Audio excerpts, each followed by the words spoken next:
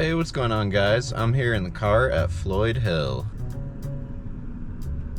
Floyd Hill is probably my favorite place to mountain bike in the Front Range, but I'm not here to make a trail video.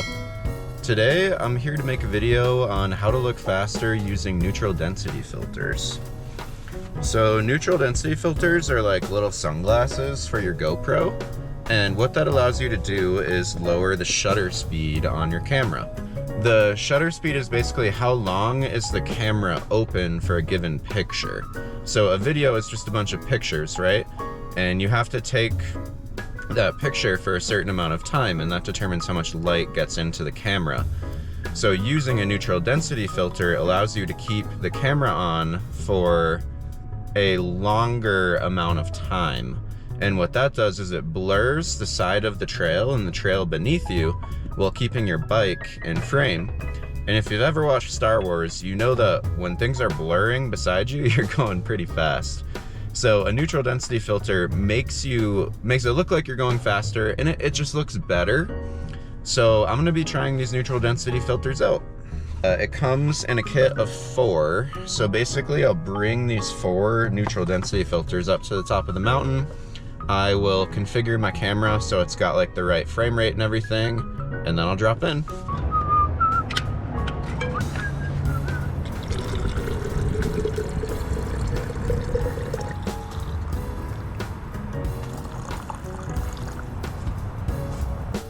Alright, we're at the top, and I'm gonna put these neutral density filters on.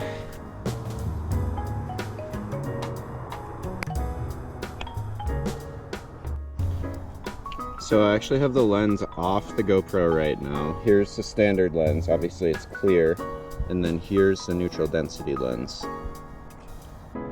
I'll lock the shutter and show you what it looks like when you put the ND filter on. Alright, so we're starting with the ND16, which means it reduces 16 stops of light. Let's see how that works.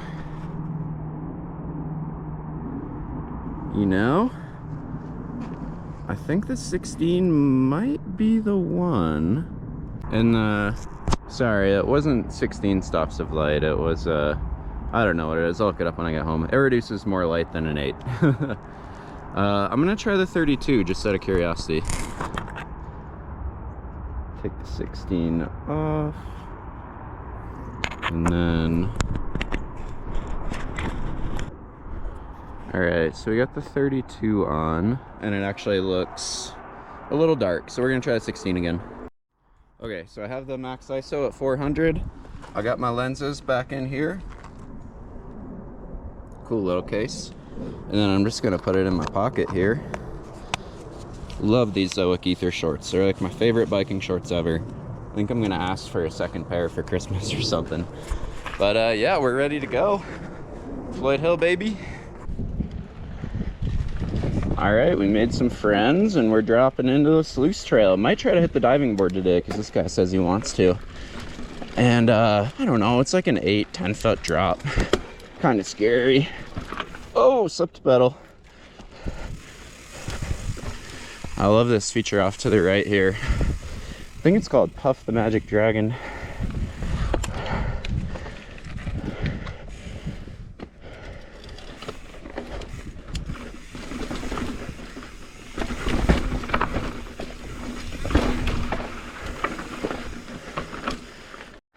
Hey, what's going on?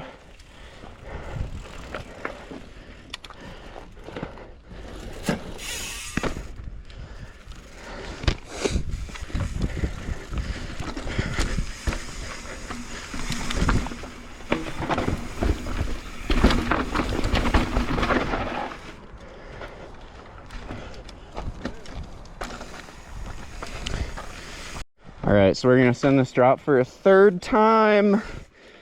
Get it in the muscle. So this next section of trail is the first time where you can really see the effect of the ND filter.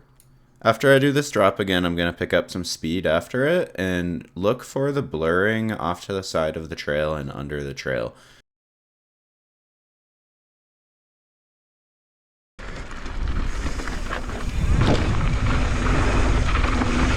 Do you see the blurring off to the side of the trail? Let's look at another clip where I'm going pretty fast so you can see for yourself. The one drop, right? And then it's on the switch? Yeah, dude, I'll follow. Slow down a bit so I can catch up right now. All right, I'm good.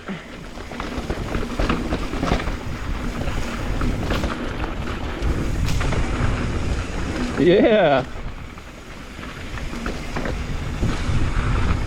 I think another thing that makes the ND filter look great is that the rider in front of you stays in good focus too, but the trail is just blurring all to the sides of you.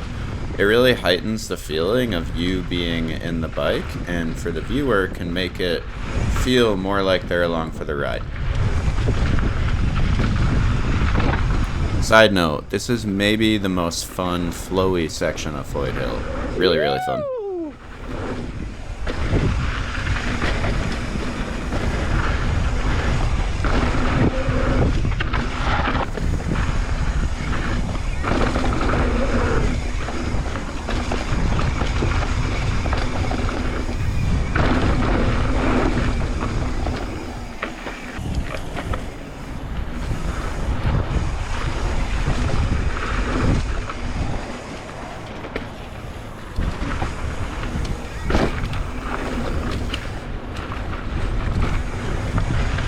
Alright, so the section of trail that we just did is the section where I think the ND filter is going to be the most noticeable. I did a second lap without the ND filter on, and let's see how that footage looks. I had to throw in some of this tech, although you can't really notice the ND filter on the tech.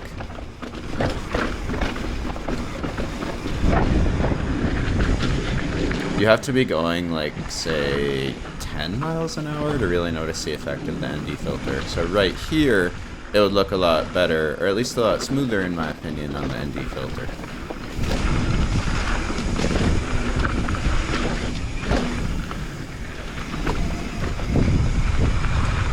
Alright, so coming up is that section that I said was my favorite section. Let's see how it looks without the ND filter on.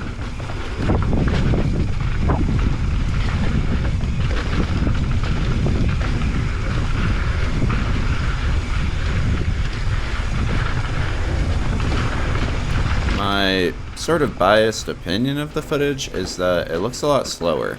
The side of the trail is crisper, and it can be a little distracting. On the ND filter, the side of the trail is nicely blurred, so the rider and the trail in front of me is in focus. However, in this case, everything is in focus, no matter how fast I'm going. Hello.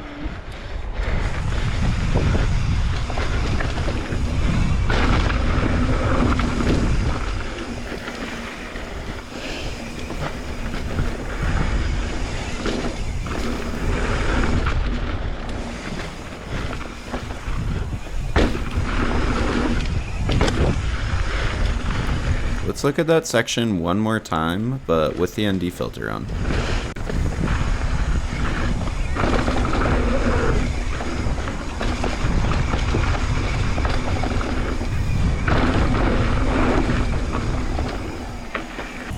Did that look smoother? What do you think?